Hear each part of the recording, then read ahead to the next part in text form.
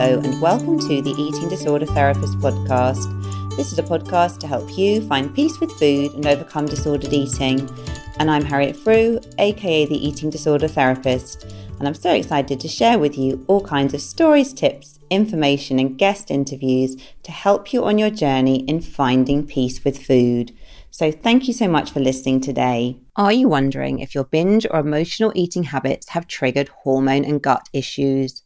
Low energy, fatigue, bloating, brain fog, weight gain, more PMS, more menopause symptoms, more cravings, poor sleep, the list goes on. Did you know some of your hormone and gut symptoms can also fuel your emotional eating behaviors? Yes, they can. That's why it's so important to address the roots of your physical symptoms while working on the emotional mindset and self-love work. If you're ready to address each piece, be sure to check out Amber Omaniak, emotional eating, digestive and hormone expert with 9 years of experience helping over 1,200 women with support on all of the above and without diets, without restriction or any quick fixes. Amber will do a full health assessment and help you get to the root of your symptoms with hormone testing, gut health assessing, and of course, support to help your body come back to balance with your mind and soul. Visit amberapproved.ca to book a 30-minute body freedom call or check out the No Sugarcoating podcast today to learn more about the connections between our relationship with food, mindset, and our health. Now, today I want to talk all about self-compassion. Now, self-compassion is something you've probably heard about. It's talked quite a lot about these days on social media, in therapy, even between friends. It's something that has come much more into the mainstream. And maybe you're actively trying to practice it, to offer yourself kindness and understanding when you're having a difficult day or when things go wrong. Or, like many people, you may feel quite skeptical of the whole thing. And I know myself, I used to be quite skeptical about self-compassion. I thought it was all a bit fluffy or woo-woo, and it just wasn't really my thing. And that's quite a surprise because I think I tend to be quite drawn to the fluffy and woo-woo. But I was worried that if I became self-compassionate, that it would prevent me from achieving my goals or being successful. And I was worried that I might become really lazy, I would never do anything, and I would kind of give up on myself. So I think for many of us, when we think about being compassionate rather than self-compassionate, compassionate for others often does feel quite natural and correct. It's when we start to think about doing it for ourselves, it can feel strange or wrong. And like me, you may have been brought up to just get on with it if you're having a bad day. You might tend to brush your feelings under the carpet and present the coping front. So it's a very British thing as well, isn't it? I'm aware as well, I've got a lot of American listeners. So apologies here for all you guys who are listening out there in America, because I really appreciate your following of this podcast. It's incredible. But I guess in British culture, the typical kind of I'm fine when you're asked, how are you, is the natural response. So you might be quite self-critical. You might be quite harsh towards yourself. And you might even think that's quite a good thing, thinking, well, I deserve the judgment or criticism if I've messed up. Or you might think, well, if I actually am very judgmental and critical towards myself, somehow that's going to be a good thing and it's going to make me do better. So I think that's not unusual as well, that people do fear the softening of their inner critic. You might fear that you're going to give up all your motivation and drive if you become self-compassionate. You might just worry that you'll end up sitting at home watching Netflix and abandoning all your plans or goals. But the research shows that these fears are unfounded. By being self-compassionate, by forgiving and nurturing yourself, this can set the stage for better health, relationships, and general well-being. And self-compassion yields a number of benefits shown through the research, including lower levels of anxiety and depression, raising self-esteem and building better body image. So many helpful ripple effects for our mental well-being. So self-compassionate people can recognize when they are suffering and can be kind to themselves at these times, which then reduces their anxiety and related depression. It makes a lot of sense. So having compassion for oneself is really no different from having compassion for others. So have a think as well, what does that experience of compassion feel like? So first, to have compassion for others, you must notice that they are suffering. For example, if you ignore that homeless person on the street, you can't feel the compassion for how difficult his or her experience is. When you're kind of noticing and you're tuned in, you probably do feel that kind of pang of compassion. So that means as well, recognizing when you're feeling upset or anxious or alone, pausing to notice. So stopping to tune into those feelings. Secondly, compassion involves feeling moved by others' suffering so that your heart responds to their pain. The word compassion literally means to suffer with. So when this occurs, you may feel warmth, caring, and the desire to help the suffering person in some way. So if you see your friend crying, you might step in, ask them, what's the matter? You might comfort them and be with them in their suffering. So self-compassion involves tending to your needs in the very same way, to actively responding with kind words to your pain. Having compassion also means that you offer understanding and kindness to others when they fail or make mistakes, rather than judging them harshly. And we're often so much better at doing this for others than for ourselves. Our standards can be unrealistically high and perfectionist, whereas for others, we can be so much more forgiving. So with self-compassion, it's beginning to offer yourself that same understanding and kindness that you would offer somebody else. So finally, as well, when you feel compassion for another, rather than mere pity, it means that you realize that suffering, failure, and imperfection are all part of the shared human experience. We all have our difficult days. We all sometimes feel sad and alone. So self-compassion involves acting the same way towards yourself when you're having a difficult time, when you fail, when you notice something that you don't like about yourself. So instead of just ignoring your pain with a stiff upper lip mentality, you stop to tell yourself, this is really difficult right now. How can I comfort and care for myself in this moment? Now, while for some people, self-compassion might seem to come naturally, for many of us, we have to learn it. But luckily, it is a learnable skill. So you might wonder as well, why as human beings do we struggle so much with self-compassion? So to begin to understand this a bit more, we can look towards Paul Gilbert and Ken Goss's work in compassion-focused therapy. So they talk about, particularly if you have an eating disorder or other issues with your mental well-being, you may be prone to being self-critical and self-blaming. So self-compassionate thinking helps you move away from this. And they say, you're born into this world with no choice about the family you're born into, your social environment, and your inherited genetics. Much of your design, including the way you think, is not your fault. And we are all in the same boat with this. You may become self-blaming and self-punishing towards yourself, feeling bad. But by accepting that you had no choice in the situation that you came into, this can be the first step to becoming more self-compassionate.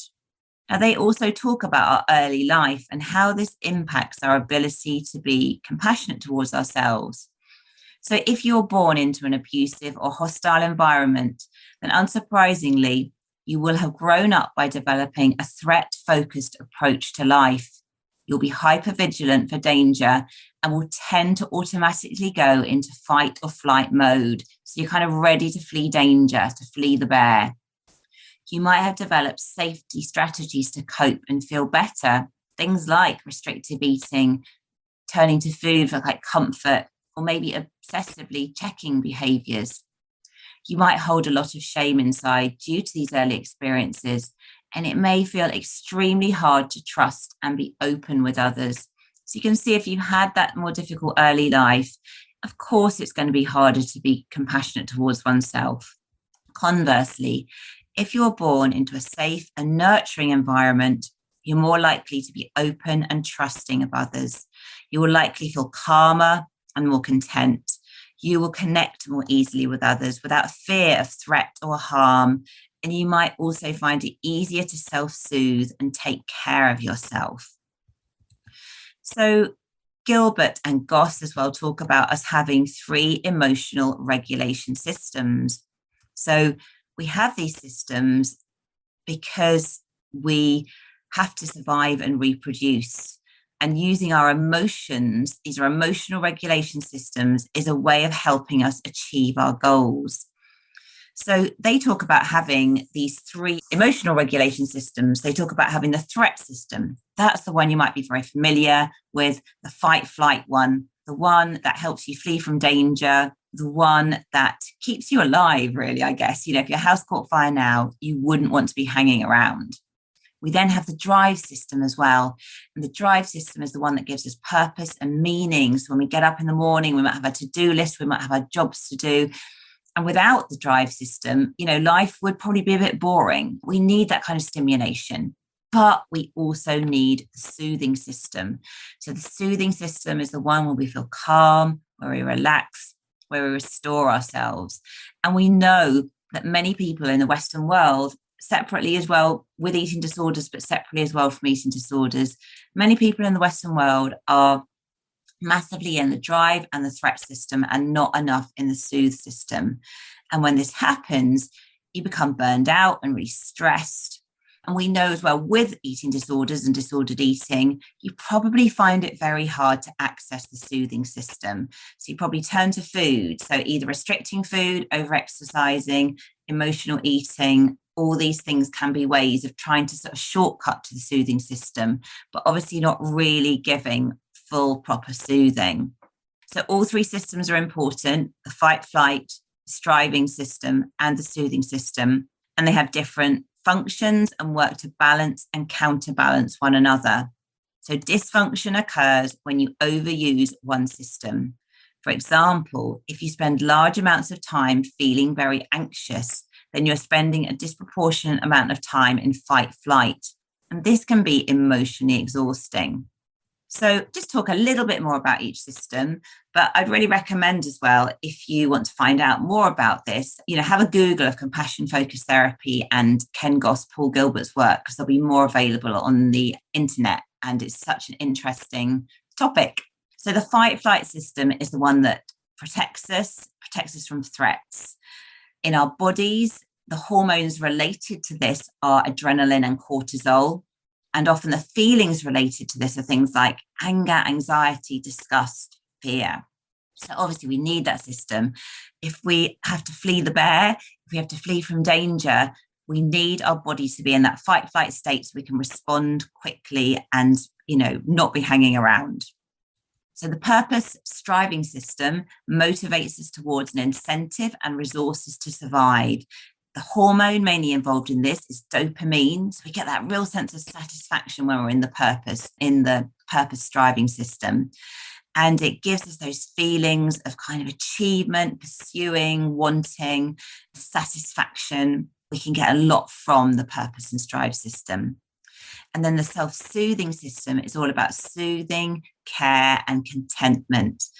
It helps us feel safe and content with the way things are. The main hormone involved is oxytocin, and it makes us feel peaceful. That kind of feeling you get when you think about someone you love, when you think about maybe holding a new baby, when you think about stroking your pet, when you think about maybe being in bed under your duvet, feeling really safe and warm and secure.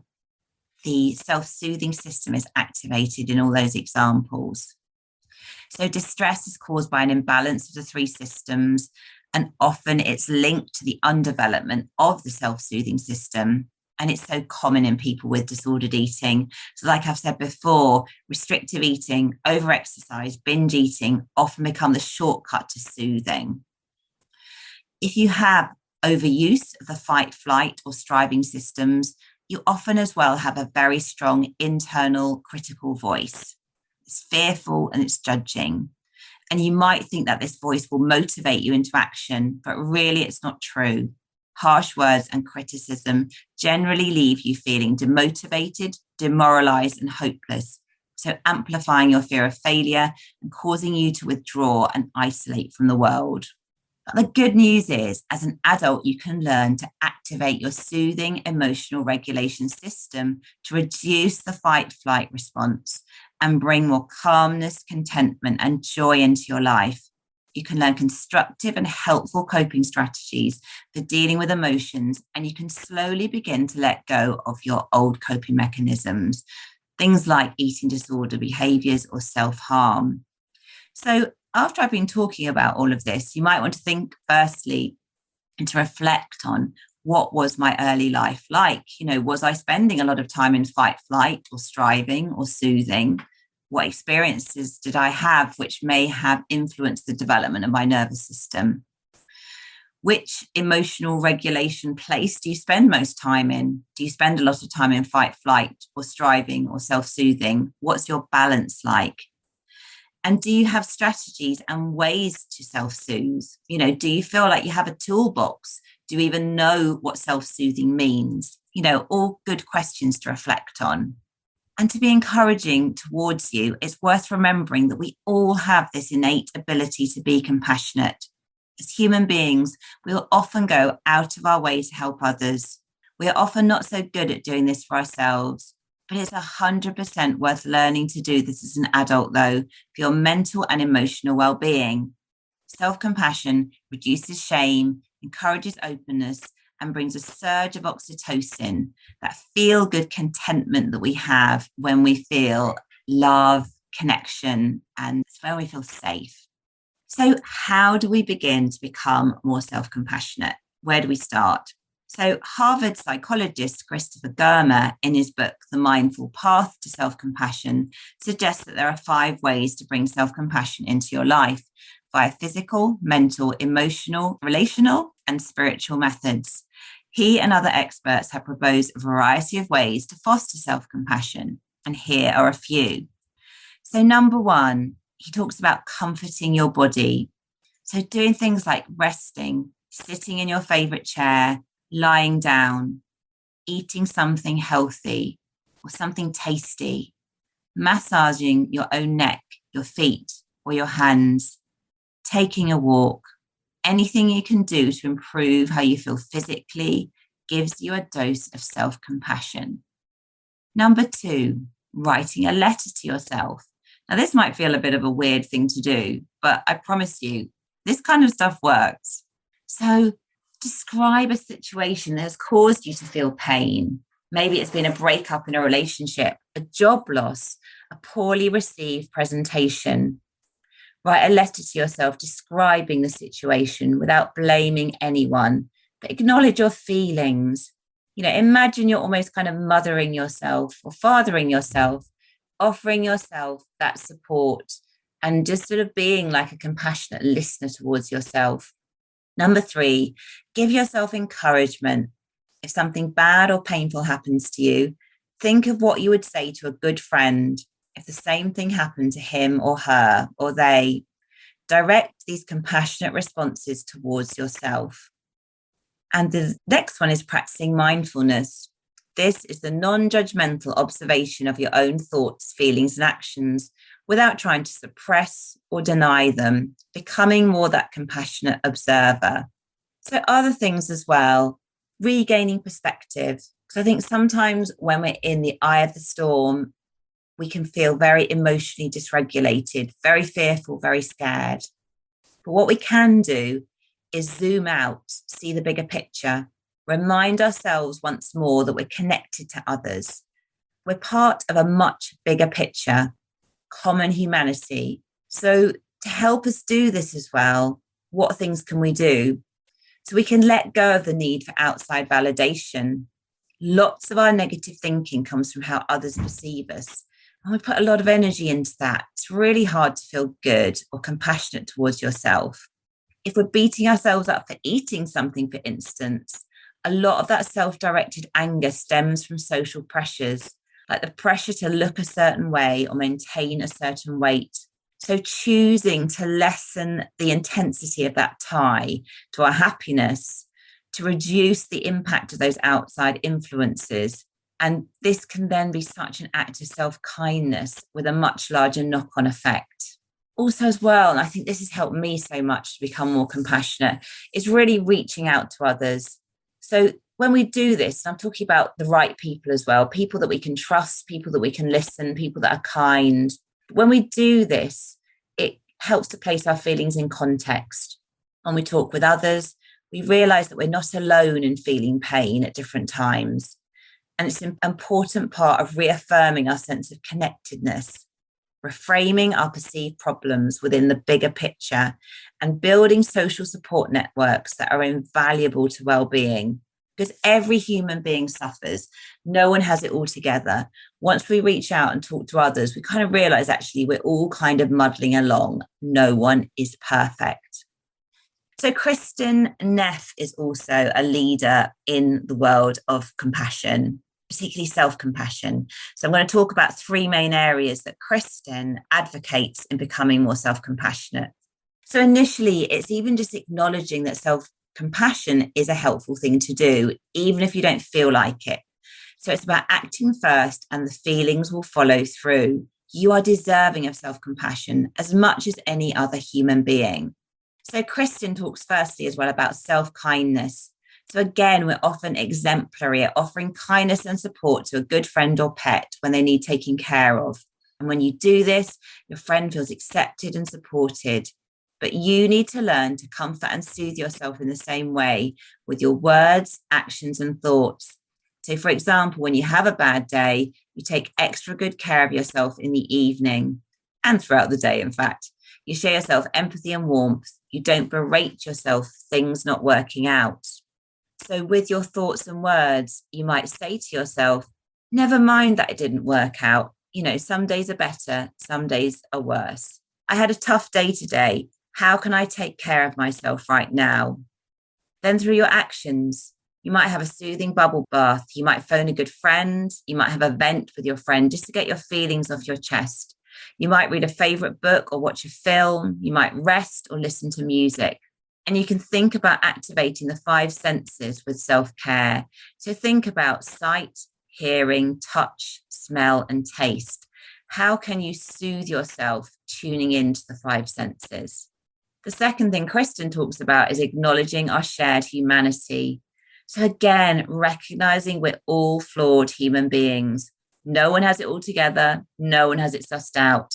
And in your moments of failure and imperfection, you are not alone. Many people are going through similar difficulties right now in this very moment. And I always find that very reassuring. So I think when you're in the eye of the storm, it can feel like it's just me, I'm flawed, I'm messing up. But no, many, many people are going through the same thing right now. And the third part is becoming mindfully aware. And this means being able to acknowledge your thoughts and feelings without judgment, without avoiding them or without bottling them up. And this helps put some distance between your thoughts, feelings, and yourself.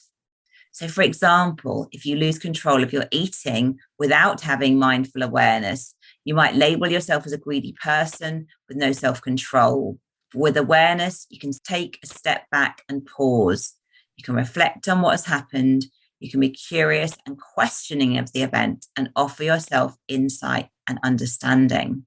To help with developing mindful awareness, slow down. I think it's such an important thing. So many of us are spinning so fast that we can't even begin to get a look into what's going on in our minds. So allow yourself a little bit of time to get off the busy life treadmill. Every day, work to allow precious moments to slow down and reflect.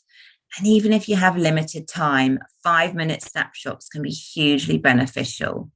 So this might involve things like slowing down your breathing, connecting with your body. It could be going out into the garden and pottering around, pausing to look out of the window. It could be using a meditation app. It could be laying on the bed and resting. It could just be having a cup of tea and sitting down to drink it mindfully. So allow yourself to get support and to be open with trusted others. When you hold everything inside, you can feel so isolated and alone, assuming that everyone else is coping. When you share and practice openness, You realize that we are all in the same boat, muddling imperfectly along. Openness encourages mutual support, empathy, and builds trust. So, self-compassion takes practice. It is absolutely worth the investment, though. Becoming a good friend to yourself is one of the most effective ways to improve and sustain positive mental health. So I hope this has given you some different perspectives on self-compassion. And if you've been a skeptic, maybe you can begin to consider viewing self-compassion a bit differently and start to think about how you can begin to be just a little more self-compassionate every single day. And just try it as an experiment. You don't have to continue it. Just try it and see how it makes you feel. So I hope you enjoyed this episode. And if you're not following me already, do seek me out on Instagram at the Eating Disorder Therapist. And for further support with your relationship with food, do go to the eatingdisordertherapist.co.uk. If you're enjoying this podcast, I would be so grateful if you'd follow, rate and review, as it helps it reach so many more listeners. Thank you so much for listening, and I look forward to sharing another podcast episode with you very soon.